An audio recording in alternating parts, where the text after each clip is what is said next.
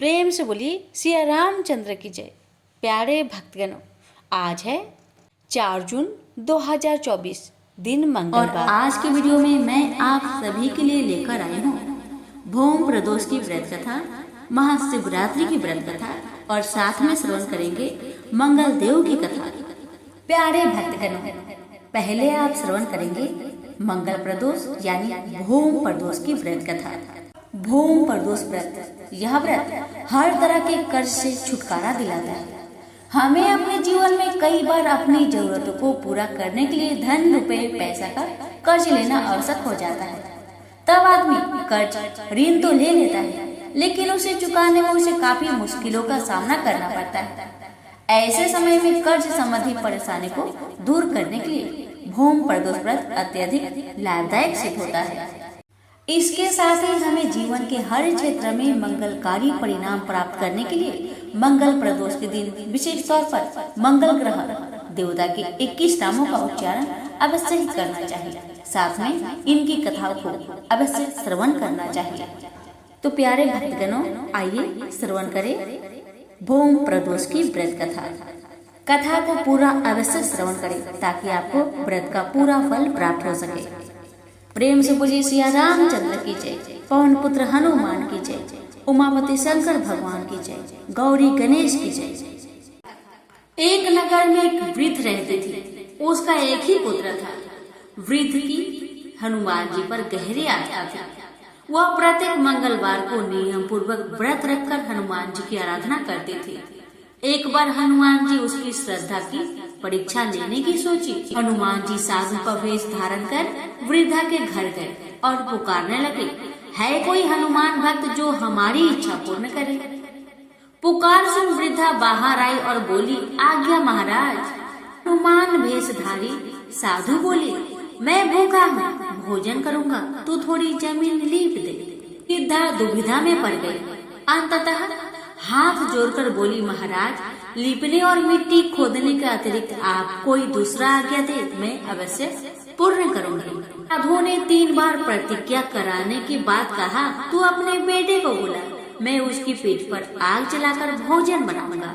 यह सुनकर वृद्धा घबरा गई, परंतु वह प्रतिज्ञाबद्ध थी। उसने अपने पुत्र को बुलाकर साधु को सौंप दिया। भेषधारी साधु हनुमान जी ने वृद्धा के हाथों से ही उसके पुत्र को पेट के बल लिटवाया और उसकी पीठ पर आग जलवाई। आग जलाकर दुखी मन से वृद्धा अपने घर को चली गई। इधर भोजन बनाकर साधु ने वृद्धा को बुलाकर कहा, तुम अपने पुत्र को पुकारो ताकि वह भी आकर भोजन लगा ले। इस पर वृद्धा बोली, उसका नाम लेकर मुझे और कष्ट न पहुँचाए। लेकिन जब साधु महाराज नहीं माने तो वृद्धा ने अपने पुत्र को आवाज लगाई।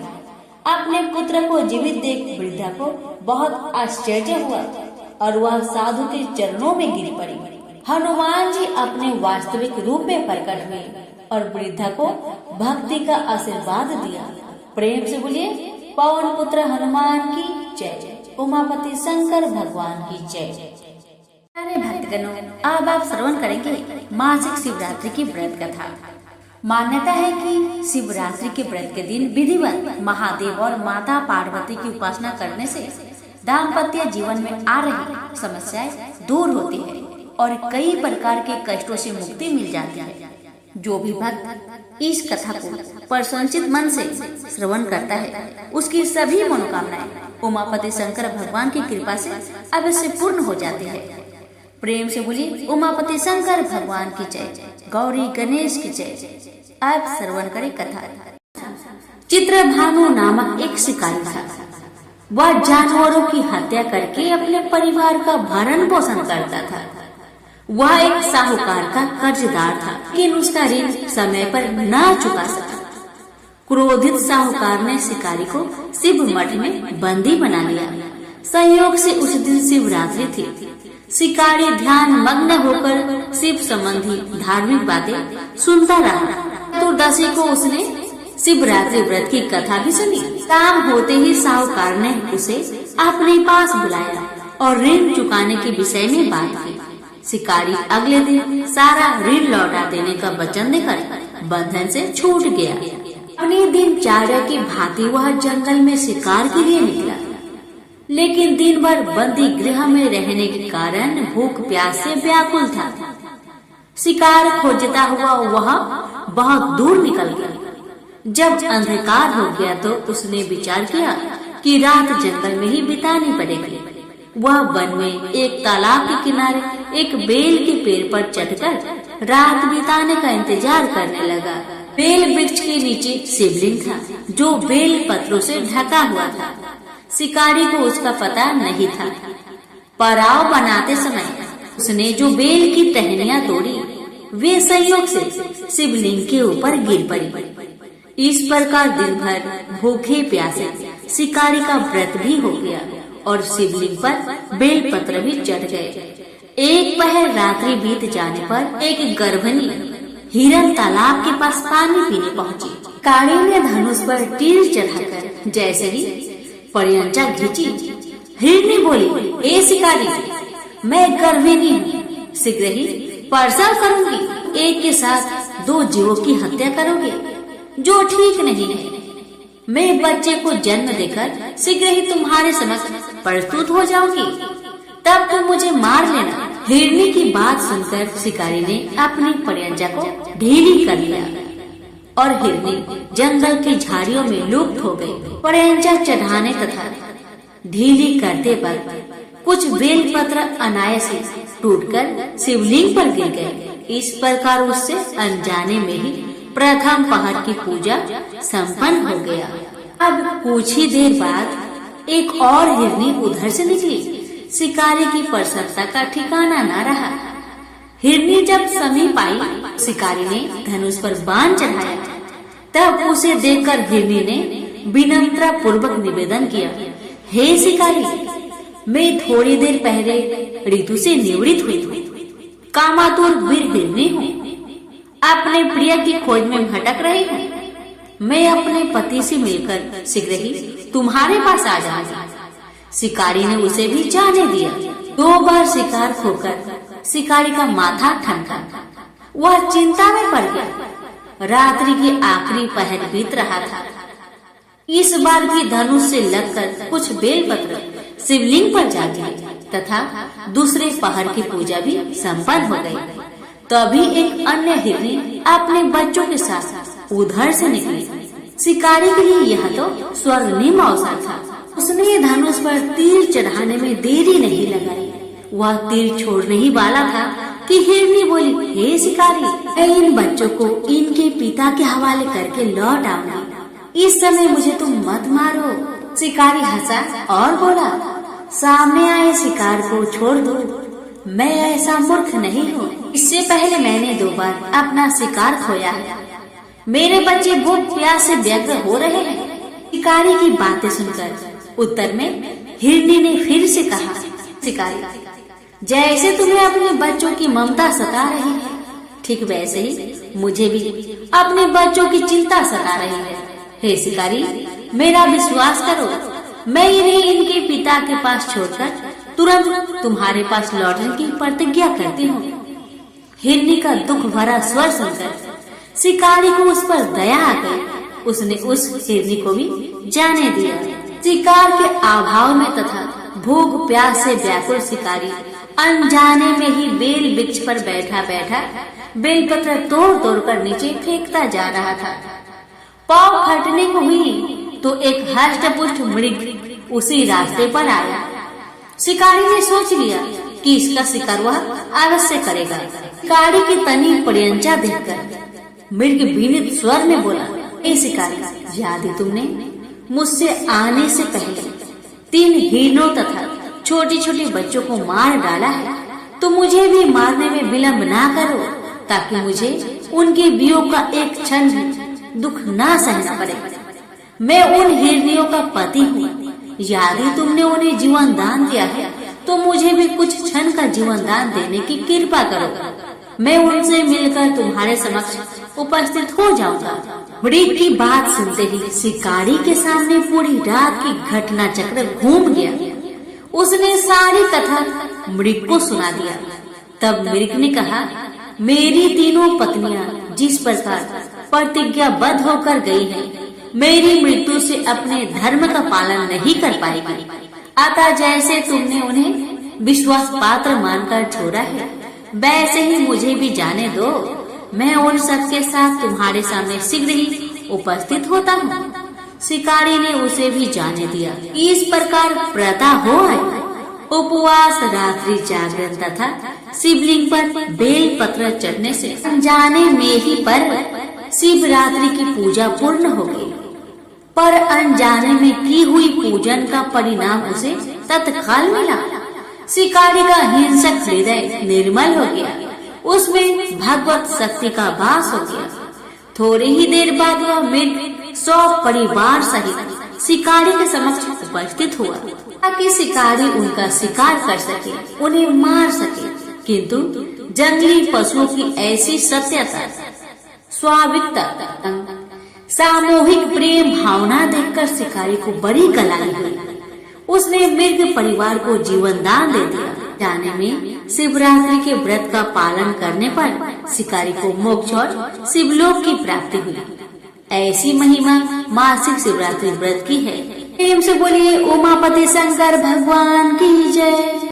प्यारे भक्तगणों, आप श्रवण करें मंगल देव की व्रत कथा।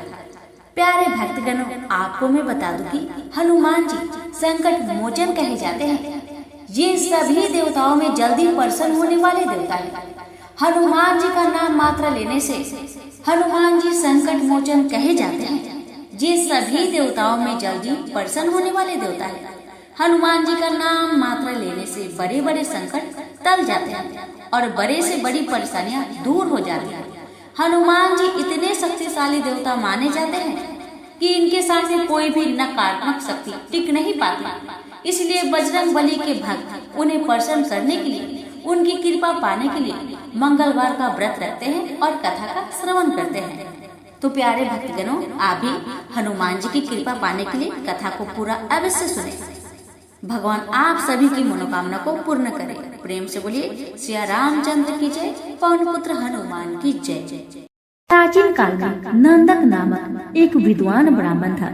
सुनंदा नाम की उसकी पत्नी को कोई संतान नहीं हुई, तो उस बूढ़े ब्राह्मण ने किसी दूसरे की सुंदर गुणवती कन्या को अपनी पुत्री के रूप में गोद ले लिया। ऐसा कहा जाता है कि कन्या के अष्टांग नित्य ही बहुत सा सोना दिया करते थे, जिसकी बदौलत वह ब्राह्मण धन धान्य हो गया। इससे उसमें भारी मद और अभिमान आ गया। वह राजा की तरह रहने लगा। कन्या जब विवाह योग्य हो गई तो नंदक ने उसका विवाह सोमेश्वर नाम के एक ब्राह्मण युवक के साथ कर दिया। इस तरह वह कन्या से नित्य प्रति मिलने वाले स्वर्ण से वंचित हो गया। जब ससुराल से शुभ दिन देखकर सोमेश्वर अपनी पत्नी को अपने घर ले जाने के लिए चला तो रास्ते में रात हो गई। वन में अकेला देखकर निर्दयी नंदक ने सोमेश्वर की हत्या कर दी। पति को मरा देख ब्राह्मण पुत्री बहुत दुखी हुई। उसने पति के साथ मरने का निश्चय कर लिया।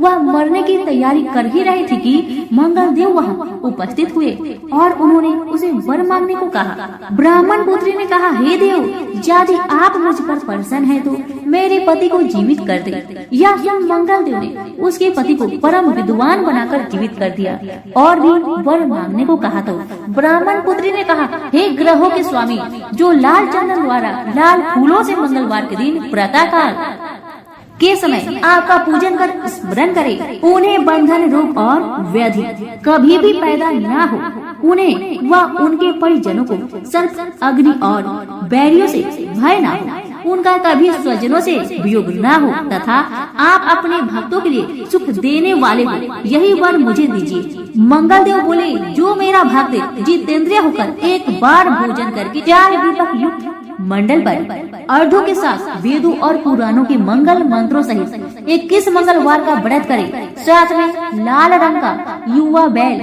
सोने सहित यथाशक्ति दान करे और ब्राह्मणों को भोजन कराए तो उसे कभी मंगल की ग्रह पीड़ा नहीं होगी। उसे भूत, प्रेत, बेताल और शाकिनी कभी नहीं मार सकेंगे। उनकी दरिद्रता नष्ट होगी और उनके परिवार में यश और कीर्ति की वृद्धि होगी। उनका वंश बढ़ेगा। यह कहकर मंगल देव अंदर ध्यान हो गए। तभी से मंगलवार व्रत की परिपाटी चालू हुई। सभी प्रेम से बोले पवन पुत्र हनुमान की जय। एक दूसरी कथा के अनुसार एक वृद्धा प्रति मंगलवार को व्रत रखती थी। उसका एक पुत्र भी था जिनका नाम मंगलिया था। मंगल को बुढ़िया न तो गोबर लिपती थी न मिट्टी खुदती थी। एक दिन उसकी परीक्षा लेने मंगल देव ब्राह्मण के रूप में वहाँ आए और वृद्धा से बोले, मुझे भूख लगी है, भोजन में मैं स्वयं बना लूंगा, तुम सिर्फ जमीन को गोबर से लिप दो। इस पर बुढ़िया ने कहा, आज मंगलवार है, मैं इस दिन जमीन नहीं लिपती, हाँ पानी छिड़क कर चौका लगा देती हूँ, आप उसी जगह रसोई बनाए। ब्राह्मण ने कहा, मैं तो गोबर से लिपी चौके में ही भोजन पकाता हूँ। बुढ़िया ने जमीन लिपने के सिवा कुछ भी करने की हामी भर ली तो ब्राह्मण ने वृद्धा से कहा, अपने लड़के को बुलाकर औधा लिटा दो, उसी की पीठ पर मैं भोजन पकाऊंगा। काफी सोचने पर वृद्धा ने पुत्र को बुलाकर औधा लिटा दिया तथा उस ब्राह्मण की आज्ञा से अंगीठी जला दी। ब्राह्मण ने अंगीठी में आग जला भोजन बनाने के बाद वृद्धा से बोला, अपने पुत्र को बुला, वह भी प्रसाद ले लेगा। बुढ़िया ने दुखी मन से कहा, ब्राह्मण देवता क्यों हंसी कर रहे हो, उसी पर आग जलाकर तो आपने भोजन बनाया, वह तो मर चुका होगा। ब्राह्मण ने बुढ़िया को समझाया तथा बुलाने का आग्रह किया। आवाज लगाते ही पुत्र दौड़ता आया। ब्राह्मण बोला, माई तेरा व्रत सफल हुआ, दया के साथ तुम्हारे हृदय में निष्ठा व विश्वास भी है, अतः तेरा सदा कल्याण ही होगा। सभी प्रेम से बोले पवन पुत्र हनुमान की जय, मंगल देव की जय। यह कथा है हनुमान जी की माँ से ऐसी कौन सी भूल हो गई जिस कारण वह अप्सरा से बन गई बनरी। आइए सुनते हैं। एक बार देवराज इंद्र की सभा स्वर्ग में लगी हुई थी। इसमें दुर्वासा ऋषि भी भाग ले रहे थे। जिस समय सभा में विचार विमर्श चल रहा था, उसी समय सभा के मध्य ही पूजिक स्थली नामक इंद्रलोक की अप्सरा बार बार इधर से उधर आ जा रही थी। सभा के मध्य पूजिक स्थली का यह आचरण ऋषि दुर्वासा को अच्छा न लगा। दुर्वासा ऋषि अपने क्रोध के लिए प्रसिद्ध है। उन्होंने पूजिक स्थली को कई बार टोक कर ऐसे करने से मना किया, लेकिन वह अनसुना कर वैसा ही करती रही। तो दुर्वासा ऋषि ने कहा, तुझे देव सभा की मर्यादा का ज्ञान नहीं, तू कैसी देव अप्सरा है जो बनरियों की तरह बार बार आ जाकर सभा में विघ्न डाल रही है। जा अपनी इस आदत के कारण तू बनरी हो जा। दुर्वासा ऋषि का श्राप सुनकर पूजिक स्त्री सन रह गई। अपने आचरण का यह परिणाम वह सोच भी नहीं सकती थी, पर अब क्या हो सकता था, भूल हो चुकी थी, उसके कारण वह श्रापग्रस्त भी हो गई। उसने हाथ जोड़कर अनुनय विनय कर कहा, ऋषिवर अपनी मूर्खता के कारण यह भूल में अनजाने में करती रही और आपकी वर्जना पर भी ध्यान न दिया। सभा में व्यवधान डालने का मेरा कोई उद्देश्य न था। कृपया बताइए, अब आपके इस श्राप से मेरा उद्धार कैसे होगा।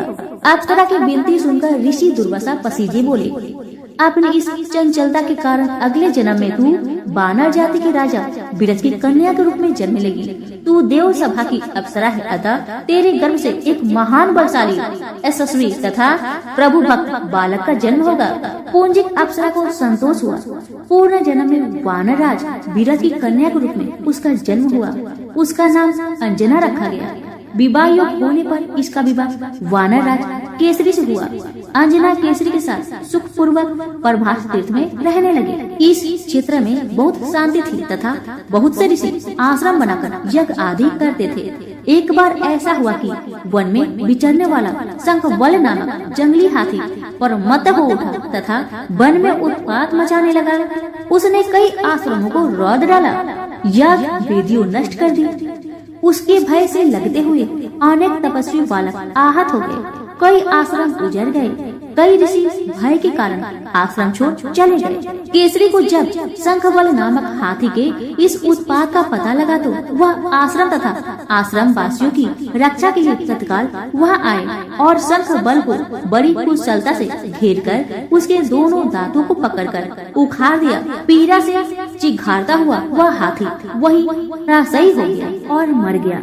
आश्रम की रक्षा के लिए उनके अचानक पहुँचने तथा हाथी को मारकर आश्रम वासियों को निर्भय कर देने वाले केसरी का ऐसा वर देख ऋषि मुनि बहुत प्रसन्न हुए और केसरी के पास आकर आशीर्वाद देते हुए कहा, वानर राज केसरी, जिस प्रकार तुमने आज हम सबकी तथा आश्रम की रक्षा की, इसी प्रकार भविष्य में तुम्हारा होने वाला पुत्र पवन जैसे वेग वाला होगा तथा रुद्र जैसा महान बलशाली होगा। तुम्हारे बल तेज के साथ साथ उसमें पवन तथा रुद्र का तेज भी व्याप्त रहेगा। केसरी ने कहा, ऋषिवरों, मैंने तो बिना किसी कामना के परम हाथी को, जो किसी प्रकार वश में नहीं आ रहा था, मारकर आपकी इस यज्ञ भूमि को निर्भय किया है। आपका दिया यह स्वतः आशीर्वाद मुझे सिरोधार्य है। केसरी ऋषियों को प्रणाम कर चले गए। समय आने पर अंजना के गर्भ से एक बालक का जन्म हुआ।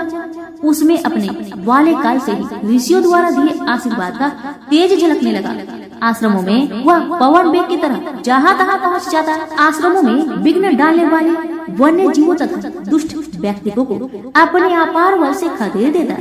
अपने इस पराक्रम से वह मदमत हो जाता तथा अपने साथियों के साथ वह आश्रमों में कीड़ा करने लगता। उसको खेलने से कोई रोकता तो वह उसको भी तंग करने लगता। बालक तो था ही, उसके बाल कौतुक से जब ऋषियों को असुविधा होने लगी तथा उनके पूजा पाठ और यज्ञ में व्यवधान आने लगी, तो उन्होंने उसके स्वभाव में शांति के लिए आशीर्वाद जैसा श्राप दिया कि तुम अपने बल को हमेशा भूले रहोगे। जब कोई तुम्हें आवश्यक होने पर तुम्हारी बल का याद दिलाएगा, तब फिर तुम्हें अपार बल जागृत हो जाएगा। इससे वह बालक शांत स्वभाव का हो गया। केसरी नंदन यह बालक आगे चलकर हनुमान नाम से प्रसिद्ध हुआ। सीता जी की खोज के लिए जब कोई समुद्र पार करने का साहस नहीं कर रहा था और हनुमान जी चुप बैठे थे, तो जामवंत ने हनुमान जी को उनकी बल की याद दिलाई थी।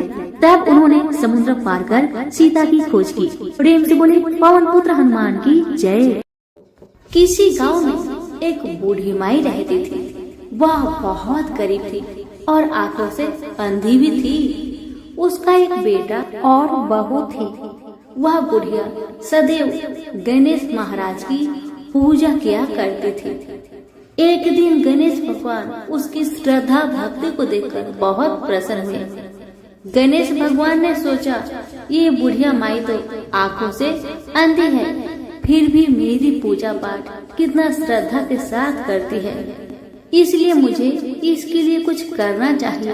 इतना ही सोचकर गणेश जी उस बुढ़िया माई के सामने प्रकट होकर बोले, बुढ़िया माई, तू जो चाहे सो मुझसे मांग ले, मैं तुझसे बहुत प्रसन्न हूँ। बुढ़िया माई हाथ जोड़कर गणेश महाराज से बोली, हे भगवान, मुझे तो कुछ मांगना ही नहीं आता, तो मैं कैसे मांगू और क्या मांगू, आप ही मुझे बताए। बूढ़ी माई की बातें सुन गणेश महाराज कहने लगे, माई, तू अपने बेटे बहू से पूछकर कुछ मांग लेना। तब बूढ़ी माई ने अपने बेटे से कहा, बेटा, गणेश जी कहते हैं कि तू कुछ मांग ले, तो तुम बताओ बेटा, मैं क्या मांगू। बेटा ने कहा, माँ, तुम ढेर सारा धन दौलत मांग ले। बहू से पूछा तो बहू ने कहा कि आप नाती मांग लीजिए माँ जी। तब बूढ़ी माई मन ही मन में सोचने लगी, बेटा बहू तो सिर्फ अपने लिए ही सोच रहे हैं, मेरे लिए तो कोई सोचता ही नहीं। इतना सोचकर बूढ़ी माई ने सोचा, एक बार अपनी पड़ोसन से पूछ कर आऊं कि मेरी पड़ोसन क्या कहती है। बुढ़िया ने पड़ोसन से पूछा तो उसने कहा, बुढ़िया माई, तो थोड़े दिन ही जिएगी, क्या तू धन मांगे और क्यों नाती मांगे, तू तो अपनी आंखों की रोशनी मांग ले, जिससे तेरी जिंदगी आराम से कट जाएगी। बेटा बहू और पड़ोसन का राय लेकर बुढ़िया माई गणेश महाराज के पास आई और बोली, हे गणेश महाराज, यदि आप मुझ पर प्रसन्न है तो मुझे 9 करोड़ की माया दे, निरोगी काया दे, अमर सुहाग दे, आंखों की रोशनी दे, नाती दे, पोता दे और सब परिवार को सुख दे और अंत में मोक्ष दे। बुढ़िया माई की बातें सुन गणेश जी कहने लगे, बुढ़िया माई, तुमने तो हमें ठग लिया, फिर भी जो तूने मांगा वचन के अनुसार सब कुछ तुझे मिलेगा। यह कहकर गणेश महाराज अंतर ध्यान हो गए। उधर बूढ़ी माई ने जो कुछ मांगा वह सब कुछ मिल गया। गणेश जी महाराज जैसे आपने उस बुढ़िया माँ को सब कुछ दिया वैसे ही सबको देना। कहानी कहने वाले, सुनने वाले, पुकारे भरने वाले सभी के परिवार पर अपनी कृपा सदा बनाए रखना। सभी मिलकर बोलिए गणेश भगवान की जय हो। एक लपसी था, एक तपसी था। तपसी हमेशा भगवान की तपस्या में लीन रहता था। लपसी रोजाना 1.25 सेर की लपसी बनाकर भगवान का भोग लगाकर जीव लेता था। एक दिन दोनों लड़ने लगे। तपसी बोला, मैं रोज भगवान की तपस्या करता हूँ इसलिए मैं बड़ा हूँ।